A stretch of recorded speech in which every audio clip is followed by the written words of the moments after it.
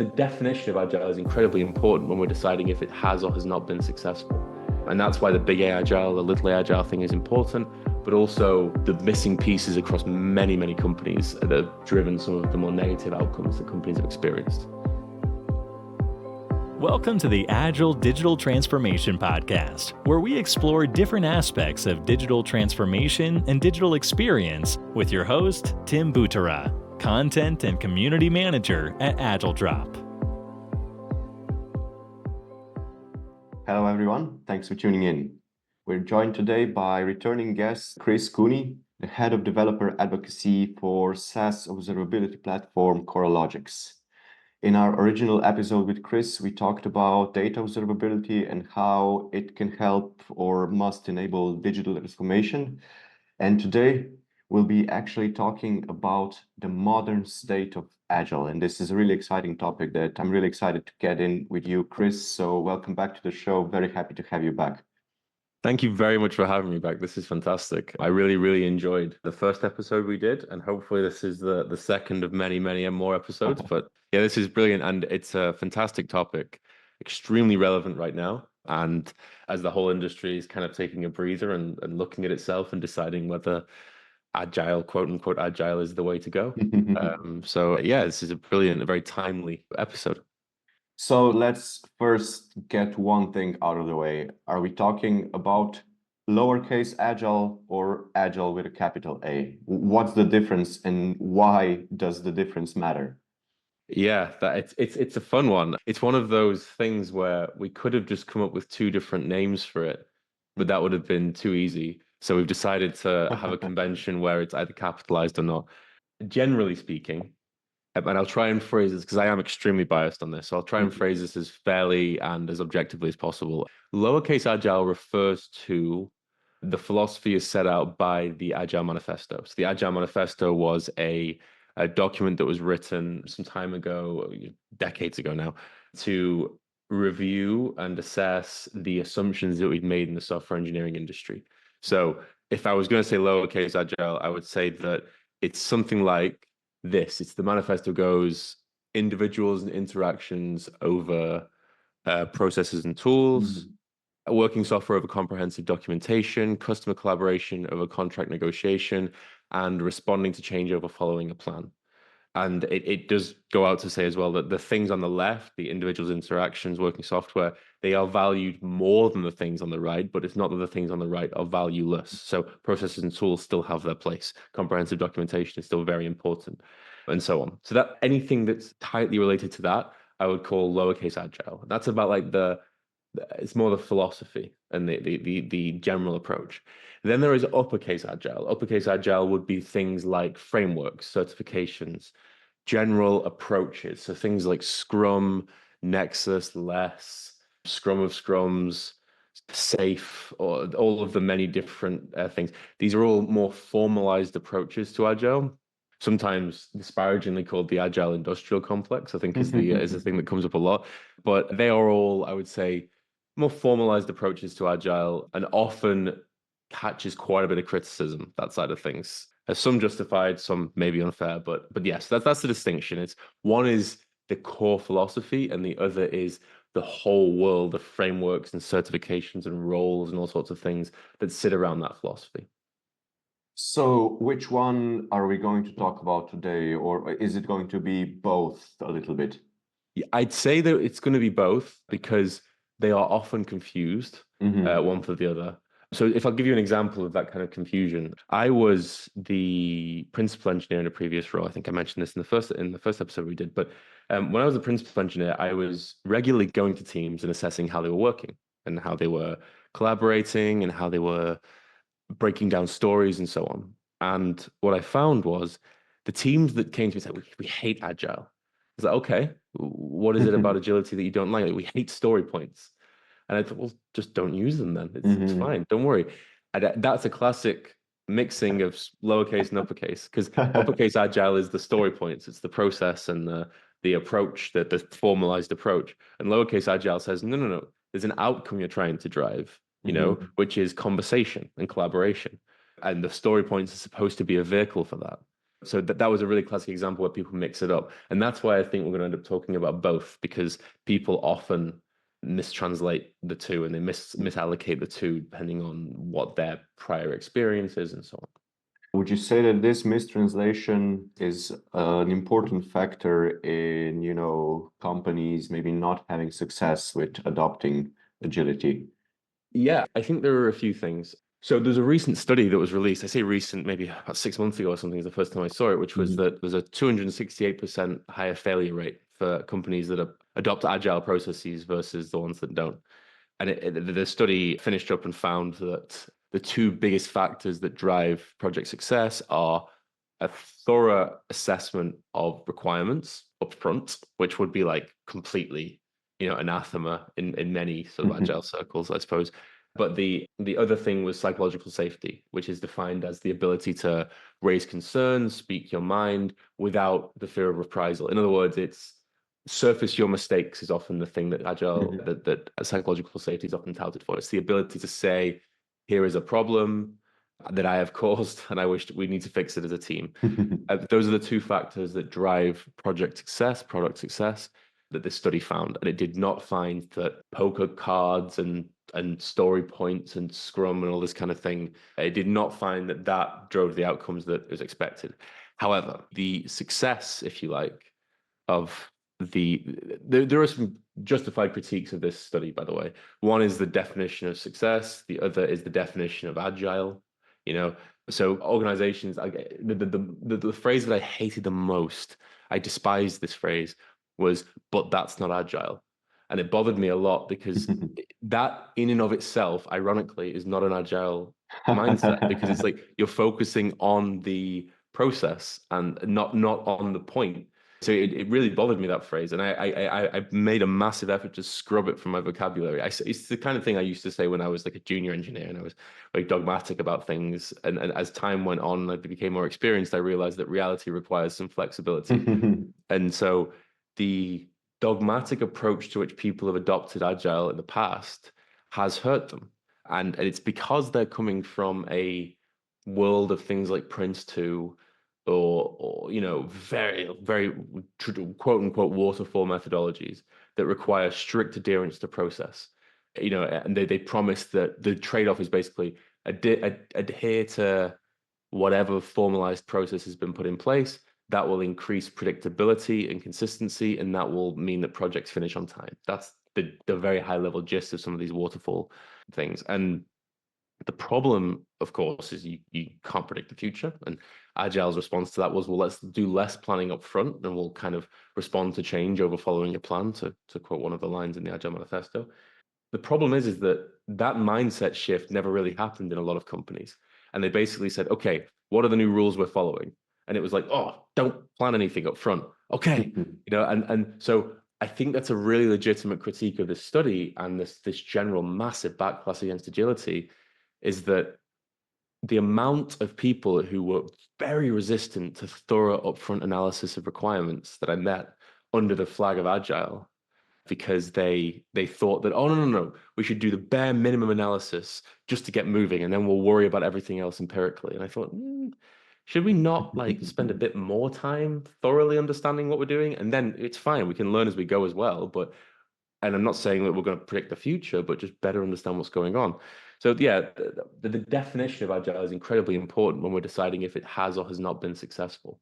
And that's why the big A agile, the little A agile thing is important, but also the missing pieces across many, many companies that have driven some of the more negative outcomes that companies have experienced is pretty interesting as well.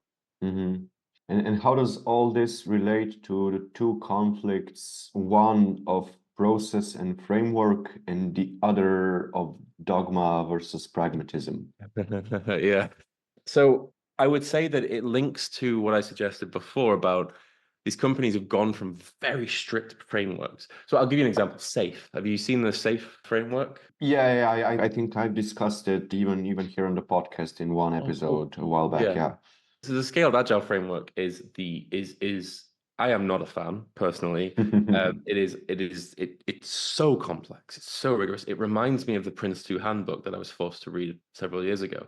Prince2 would be a much more, let's say, waterfall approach to software engineering, but it's Hmm. also much more complex. And Scaled Agile framework is in that kind of category of extremely complex, lots of roles, lots of processes. There's a release train, there's architects, there's this, there's that, there's the other. And I always thought, why are things this complicated? What's going on? And it's the only, by the way, the only agile framework that you can't understand in 10 minutes. Like every other agile framework that exists, you can understand very quickly, except Safe. Safe is the one that takes a really long time to master and understand. I always saw Safe as the perfect example of people going into this with like a waterfall Prince 2 Hmm. mindset and going, okay, I'm going to just follow the agile principles and just don't just like blindly go after them, and things are going to be okay. You know, the Yeah, cargo yeah, cult, as they say. yeah. Um, It's like agile for the people who don't want to do agile. yeah, it's so they can go to their investors and say, we're doing agile, but really they're just doing, the really important thing that I always thought was fascinating was the the for every time I would critique Safe in public, I would always get, oh, we used Safe and it was amazing. It completely changed everything for us. And then when you dug with them, actually, there was almost always a core of like 10 people who just worked really hard. And they just like they were really creative and they were really talented. And one of those things that really disillusioned me with the whole agile movement was actually a lot of it just comes down to having talented people. Like if you Mhm. put talented people in a waterfall environment, you'll still probably get okay software. And if you put talented people in an agile environment, you'll still probably get okay software. And if you get talentless people and you put them in either environment, things aren't going to go well for you. So I started to see agile as maybe less of the driving force and the sort of revolutionary drumbeat that it was supposed to be. And that I think has been driven massively by organizations just following the cargo cult, just bringing in some consultant from somewhere, some agile consultant expert who's come in and gone, oh, you need to have a quarterly product backlog roadmap. And here is our quarterly backlog roadmap package. It costs $25,000 a month, and we will make sure your backlog is amazing. That's why they call it the agile industrial complex, by the way. This is Mhm. the aspect of big A agile that engenders a lot of critique. And in this particular case, extremely justifiably. I have met so many snake oil salesmen in this space. It's unbelievable. And the amount of like agile meetups I've been to that were just like onboarding ramps for people's training courses and things, and that was pretty much all they were.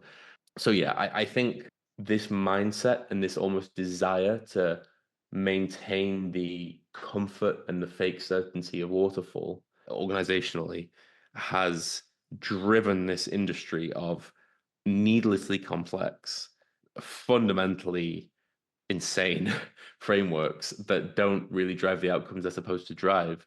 And that has massively derailed what was originally referred to, by the way, as corporate anarchy. That was what Agile, they would sometimes call themselves, the original signatories of the Agile Manifesto called themselves corporate anarchists. And it was an act of rebellion and like an almost a revolutionary mindset in this kind of thing. It's kind of a different way of doing things, really exciting, really radical, all these ideas.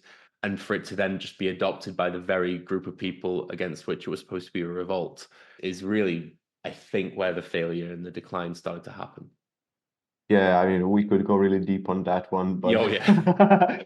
I'm interested. So, how can we improve? How can we, resolve these conflicts, I guess? Yeah.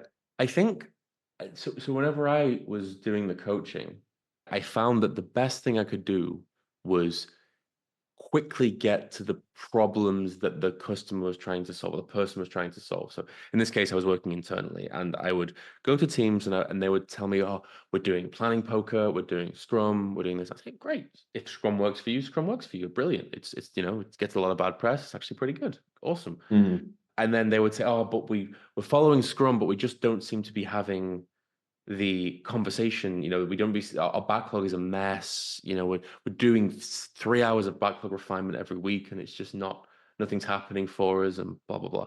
And I would say to them, okay, and they go, "Oh, but Scrum demands just 1 hour." I say, "No, it doesn't. It says you should allocate some time to refining and pruning your backlog. It doesn't say how much time. It doesn't give you a ceiling of how much time. It just says, look, here's a rough idea of the things you should be doing." And I would always say, let's start with the outcome you're trying to drive and then work backwards. So the outcome you're trying to drive is a nice, clean backlog. What Mhm. are the kinds of things that you can do that are going to drive that outcome. And they would go, oh, it's possibly well, actually, we're spending lots of time on the backlog and it's not working. Maybe there are too many items. It's like, aha. So maybe we need a session where we just start deleting things, or we start archiving things. How would that work? Maybe we need to be stricter about what makes it onto the backlog. And what I found, as soon as I gave them the first step, they would then follow that journey really well. And they would stop, the word agile would just evaporate into nothing. And all that would be the outcome they're trying to drive. And then I would always link it back and say, well, okay, now you have a nice clean backlog. What is that going to do for you? Like, what do you think is going to, well, it's going to make it really easy for us to see the direction that we're going and give us that like view. Oh, mate, so do you need a roadmap then? And and then would link to the next thing and the next thing, and the next thing. And what would generally happen was we, from first principles, would end up deriving many of the agile principles anyway. But it would give teams a clear reason as to why they should do those things. It would break the cargo cult. If there was one thing that I would say, as if anybody whose job it is to go and coach on agile practices, or just, to be honest, just good software engineering practice as we understand it today, it would be to break the cargo cult as thoroughly as possible. Stop people from doing things just for the sake of them. Stop people from doing things for busy work or just on faith that they're going to do something. Everybody has to understand why the team is doing the ceremonies that they're doing. I think that would be the most painful thing that you have to do, but it's also the most valuable thing. And it breaks down that dogmatic attitude towards framework and practices and that kind of thing, and gets people thinking about the team as an organism, as something that needs to drive outcomes. Mm-hmm. Now, on one episode, a really interesting one, we discussed, we mentioned two terms, and they were agile theater and agile cultness, right? And agile Yeah. theater is kind of, waterfall disguised as agile, while agile cultness is this adherence to these processes and ceremonies over actual agility, right? So you just demonstrated how basically you can get out of those two ruts and into like actual agility. Oh yeah, and I'll give you an example as well. When I was actually in this team. We were building a solution on a website. A customer needed to understand all of the ad space they had on the page, which was like designated HTML elements on the web page. They needed to basically lift all of the data about those ad spaces, dimensions, sizes across different screens, and so on, and then make it available for people to bid and say, "Oh, I want to pay $1,000 and I want to have the headline for 10 minutes here," And then the solution obviously had to swap out the ads and things as well. And I remember at one point waking up one day and realizing we were doing sprints, 2-week sprints. It was basically Scrum with some Kanban principles in there. We were managing flow and of the work and that kind of thing. And let's say about 25% of the way through I realized, I was like, all we've done here is take a waterfall plan, slice it up into 2-week segments, and then and that's it. That's all we've done. And it dawned on me, because every month we were producing these estimates. We will be done in 10 sprints. We will be done in, and I realized, like, at that point, all we were doing was just doing waterfall in segments. And I realized, and the reason why I believe the cargo cult is to blame for that is because at no point did we question, okay, why are we bothering with any of these ceremonies? We know where we want to get to. And the business has been really clear that anything less than this is pointless. So do we actually think that these reflection points are helping us, or do we just need to get on with it and have reflection points as a team to improve the way we work? In other words, the retrospective without the review. Because every time we did the sprint review, we would show the stakeholders and they would go, "Great, but it's not what we asked for yet." Yeah, we know, we're getting there, And so, and it's because I didn't understand why we were doing the ceremonies. If we'd stopped and questioned that, I would have gone, "Oh yeah, this is pointless," and that would have started a great conversation about growing into the solution, negotiating with the stakeholders. Oh, maybe we can drop feature X, feature Y, feature Z, and it would have changed how we built the software actually completely. But so it's just that experience to me really solidified how easy it is to sleepwalk into quote unquote waterfall engineering by the back door, and to just perform agile theater because it makes you feel good. It's like, oh, how agile we're being. We're doing sprint reviews and everyone's got cards to estimate things and it feels nice. This is the sort of subtle allure of big A agile, is like it feels nice to do it because you're doing all these things and it all feels very, very new and very cutting edge and very fun, and none of it is driving value. And I think that's the thing. That was the big message that was lost over the past few years, was that the whole point of agile is to bring the engineers closer to the value and have them iterating on the value as frequently and as vigorously as possible. And instead, it's just now like, it's just devs saying, well, that's not agile. Like, why it needs to go into the backlog. We need to follow the process, and so on and so on and so on. So not great, but yeah. So based on everything that we discussed, how do you expect, or maybe how do you hope things to change or move forward or evolve in the whole agile industry? Yeah, so I think that what tends to happen in almost any domain of study is that there are trends, and those trends come and go and they leave their mark behind. So, like, just to give you an example, like architecture, there's classical architecture and then there's neoclassical architecture. Mm-hmm. And neoclassical architecture is an attempt to revive classical architecture, but it's clear that classical architecture had its time, and then it also massively impacted the subsequent, like the Renaissance is a massive just point to classical architecture and so on.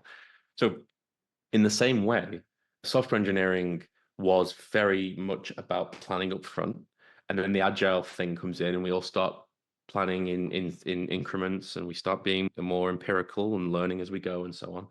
That isn't going to go away. So while agile itself may become a dirty word, many of the underlying principles are here to stay, because they have helped us to accelerate the sort of scale and pace of software engineering in order to meet the demands of the modern economy. It has worked. Many of the things that has worked. So this idea that agile drives higher failure rates, I think it goes back to that thing of defining what actually is it for a company to take an agile approach. I think that the most important thing that we can recognize over the next few years is that while agile will become a dirty word, the underlying mechanisms have become part of the bedrock of software engineering. So engineers now are coming out of universities and they are ready to ask difficult questions constantly. They're ready to constantly pivot. Phrases like scope creep are nowhere near as big as they were when I first started, like 10 years ago. Mm-hmm. We talked about scope creep constantly. It was like the thing, oh, that's scope creep. That wasn't in the ticket. And now engineers are just a bit less sensitive to that sort of thing. They're like, oh yeah, stuff changes, things happen. This attitude to uncertainty has been built into us by the agile movement. And so I believe that those benefits are sticking around. They are here to stay. It's gonna be a very long time before we see those things begin to erode. That the driver for that will be economic rather than anything that comes from within software engineering. However, the frameworks and things, that's going to be the real battleground. I think those are in real trouble. Scrum, especially like scaled agile framework, I think these frameworks have had this is what I think the article defines as agile, by the way. Someone applying safe and then their project fails. I think because of people's inability to decouple the process from the value, and because of the tendency, it would seem, for companies to be dogmatic about these frameworks and processes, I think that they are going to be a major casualty. I think they're going to be rejected almost summarily over the next few years as organizations move towards more of a, I imagine I can't swear on this podcast, so I'll just say a JFDI process, which is just do it. It would be the PG version. And that model of just get on with it is becoming a lot more popular now. And we can do that. We couldn't do that a few years ago. Like as an industry, it didn't seem that we were like responsible enough to have just have JFDI processes and everyone just gets on with things. The impact of agile has been, I think, to unlock the ability for engineers to just get on with things. This was the case in the 80s and the 90s when engineering was like very much in the back offices. Now it's at the front of a company. Engineers are working with every member of an organization, including customers. And I think that agile has enabled that. It's accelerated that process towards being able to just get on with things. So I think that's the mark that agile leaves on the industry. It's unlocking the ability for people to just get on with it.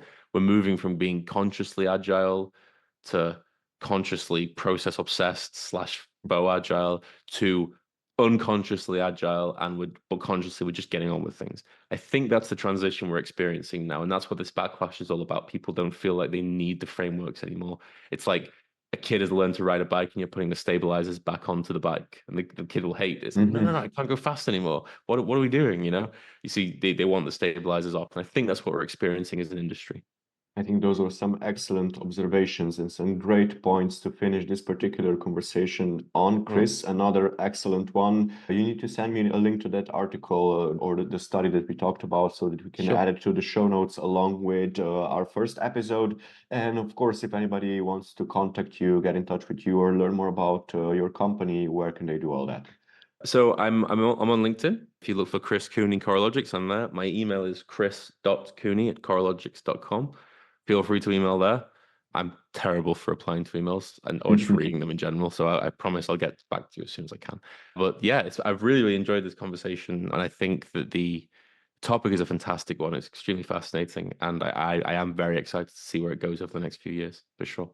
Yeah, it will definitely be interesting. I really like your predictions and yeah, some great points, great insights. Thank you again, Chris, for your time, for the great talk, your unique insights and unique perspective.